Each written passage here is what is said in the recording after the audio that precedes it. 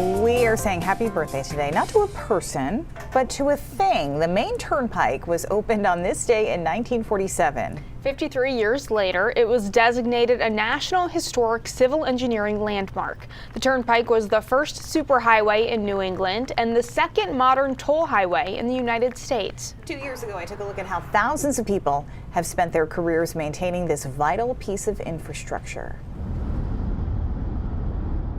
The 109-mile stretch of Maine Turnpike between Kittery and Augusta is one of the state's busiest stretches of road. It carries 10% of the state's traffic and about 55% of the state's freight.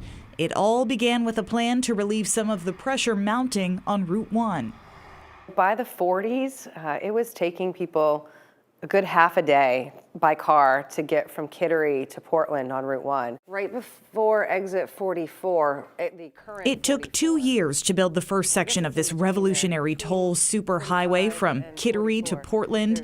Miles of paved road, much of it going through untamed land. And the mechanisms by which they were building it, I mean, they're using oxen in some parts to grade these roads. While big machines have made road building easier, the regulations have gotten stricter. Now there are permits to pull and wetland research to be done for any expansion or readjustment. By 1955, during the boom in superhighway building happening across the country, the Turnpike was extended.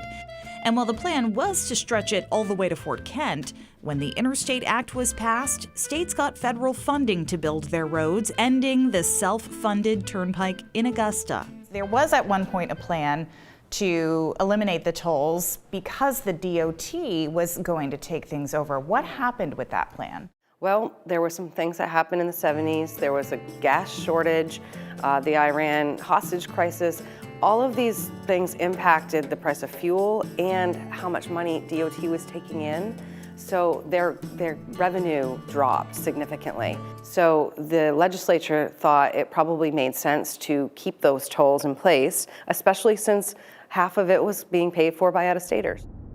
Now 2/3 of the Turnpike tolls come from out-of-state money, and excess funding helps the DOT cover some of its projects. The history that has rolled along these 109 miles spans generations. My dad worked out here for 20 years. He worked out here from 1966 to 1986.